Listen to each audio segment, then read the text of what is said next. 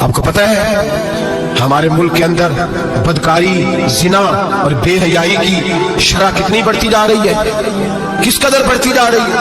वो लोग जो निकाह कर लेते हैं वो भी अपनी निकाहों को, मैं अक्सर कहता हूँ, हुजूर ने फरमाया निकाह आधा ईमान है, जिसने निकाह कर लिया उसका ईमान मुकम्मल हो गया। तो जो निकाह के बाद भी बाज ना है, मैं उसको बेईमान नहीं कहता, लेकिन नबी पाक ने फरमाया जो निकाह कर ले उसका ईमान है, बोलिए ईमान महफूज हो गया, उसका ईमान, सारे बोलिए ईमान। और जो फिर भी बाज ना आए, हुजूर कह रहे ईमान मुकम्मल हो, और जो ना बाज आया क्या फतवा दिया जाए हदीस की रोशनी में। मेरे नबी पाक की बारगाह में औरतें आई तौबा करने, बैत करने, मुसलमान होने। तो हुजूर बैत लेते वक्त फरमाने लगे मेरे साथ वादा करो, झूठ नहीं बोलोगी, गीबत नहीं करोगी, जिना नहीं करो। एक औरत बोल पड़ी, कहने लगी या रसूल अल्लाह सल्लल्लाहु अलैहि वसल्लम मैं मुसलमान तो नहीं पर खानदानी हूँ, मेरे घर वालों के जहन में भी कभी जिना का ख्याल नहीं आया। हम तो इसे खानदानों के वकार के खिलाफ समझते हैं। रोज बुरी नजर से किसी को देखना और किसी के बारे में गलत बातें, नाराज ना होना। बहुत सारे बूढ़े भी लज्जत ले लेके जुर्म बयान करते हैं, गुनाह बयान करते हैं, गलत बातें करते हैं, किसी औरत के बारे में तबसरा करते हैं। क्या समझते हैं मर्द और औरत माज़ अल्लाह ताला एक कमरे में जाके बदकारी करे तो वही जिना है? मेरी तरफ देखिए और झांक करके सुनिए क्या कर रहा हूं, इधर देखिए मेरी तरफ।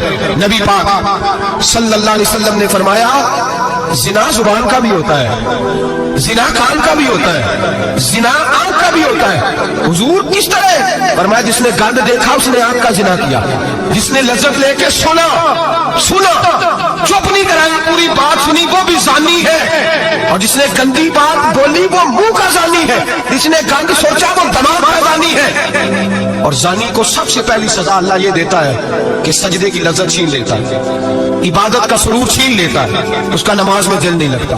कुरान में सबसे पहली सजा उसे अल्लाह अपने दरवाजे से दूर कर देता है। भाइयों आज हमारे सजदे बेकैफ है, आज लोग गलत जगह पे घंटों बैठे रहते हैं, मस्जिदों में लोगों के दिलों को घबराहट होती है, लोग भागते हैं। मेरे नबी पाक ने फरमाया तो नजर को पाक कर ले, अल्लाह तेरी इबादत में लज्जत पैदा फरमा देगा। मेरे भाई याद रख ले और सुन ले, सबसे कमजोर आदमी वो है जिसका जहन पाक नहीं, सबसे कमजोर आदमी वो है जो किरदार का गलत है। एक बात मैंने पढ़ी, आप यकीन करें मेरा दिल करे कि मैं आग लगा दूं इस उन्वान को जिस पे गंदगी लिखी जाती है, उन अखबारों को, उन चीजों को जिस पे गंद लोगों के दिलों में। वो इंडिया की एक वजीर आजम औरत गुजरी तो किसी ने उससे कहा कि पाकिस्तान ने तो तुम्हें शिकस्त दी है, तुम जीत नहीं सके बड़ा मुल्क होके। कहने लगी कोई बात नहीं, थोड़ा वक्त ठहर जाओ, हम इन पर तहजीबी जलगार करेंगे, इनके घरों में नंगा नाच करेंगे, ये गंदी तस्वीरें देखेंगे, ये गंद में उलझ जाएंगे। और जो कौम गंद में उलझ जाया करती है वो फिर किसी से लड़ने की ताकत नहीं रखती, उसके अंदर डट जाने की हिम्मत नहीं होती, उसकी गैरत के जनाजे निकल जाते। दिल करता है जल जाए, मोटे जल जाए जहां से बुराई फैलती, तबाह हो जाए वो इलाके जहां से गंद होता है। लोग गंद की कमाई खाते हैं, गंद की एक्टरों के साथ खड़े होकर फोटो खिंचाते हैं और गुनाह पे फख्र करते हैं। और गंदे लोग कहते हैं अल्लाह का फजल है हम गंद फैला रहे हैं, माज़ अल्लाह। लोग गुनाह पे फख्र करते हैं चौकों चौराहों में। मोहम्मद बिन कासिम आए हिंदुस्तान पे राजा दाहर के मुकाबले में, नौजवान मेरी तरफ देखे और सही होके बैठे, खासे सही होके बैठे, तकरीर नहीं कर रहा, जज्बात का, मेरे जज्बात सुने, दिल के फफूले जल रहे हैं सीने के दाग से। अल्लाह की कसम रूह की गहराई से बात कर रहा हूँ, वो बात कर रहा हूँ जो सीना कह रहा है कि फट जाए और कहना ना पड़े। कुरान और हदीस पढ़ते हैं और फिर अपना हाल देखते हैं तो लगता यह है कि अजाब करीब आ गया है, लगता है जमीन फटने वाली है, आसमान गिरने वाला, लगता है करीब आ गया सारा कुछ। समझे क्या कर ये बात अगर आप समझ गए तो कीमत वसूल हो गई, इसको समझ गए तो समझ ले आपके मिजाज के अंदर अल्लाह ने तब्दीली पैदा कर दी। मोहम्मद बिन कासिम 18 साल का जवान, एक औरत की इज्जत पर राजा दाहर हिंदू ने हमला किया, मोहम्मद बिन कासिम बचाने आए। जब हिंदुस्तान आए फौज थोड़ी थी, इलाका थोड़ा था, राजा दाहर की फौज बहुत ज्यादा, और फिर अपना अरब छोड़ के यहाँ आके हिंदुस्तान में उसके इलाके में उस पर हमला करना, हालात खराब थे। मोहम्मद बिन कासिम परेशान है, एक बुजुर्ग ने देखा, कहने लगे परेशान क्यों हो? कहने लगा सोचता हूँ इलाका भी उसका, फौज भी उसकी, मेरे फौजियों को तो रस्तों का भी नहीं पता, कैसे जंग करेंगे, किधर से आएंगे, और फिर हमें जुबान भी नहीं आती, कैसे काम होगा, डर रहा हूँ। 2-4 दिन गुजरे तो मोहम्मद बिन कासिम बशाश हो गए।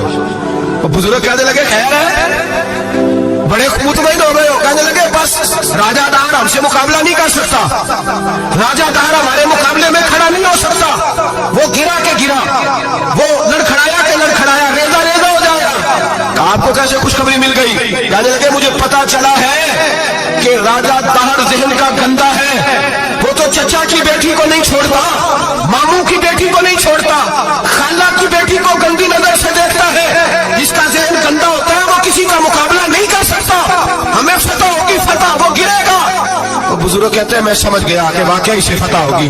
आज कश्मीर क्यों आजाद नहीं हो रहा, फलस्तीन में आग क्यों लगी हुई है? मुसलमान जब तक जहन का गंदा है कमजोर है, जब तक जहन का नापाक है कमजोर है।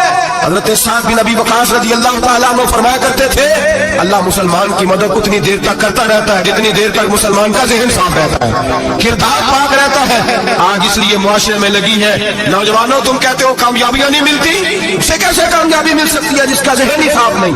वो कैसे दुनिया की बाजी जीत सकता है जिसकी निगाह ही पाक नहीं? वो कैसे आगे बढ़ सकता है जिसके किरदार में पाकीज़गी नहीं? अपने आप को पाक कर लो, अल्लाह हर मुश्किल में तुम्हारी मदद फरमाएगा, हर रास्ते में तुम्हारी मदद फरमाएगा। और मैंने कहा जब आदमी नापाक होता है तो रब करीम उससे इबादत की लज्जत छीन लेता है। और अल्लाह की सबसे बड़ी सजा यह है कि किसी को सजदा न लंबा करना दे। रब करीम सबसे ज्यादा उससे नाराज है जिसको कुरान पाक के खोलने की तौफीक ना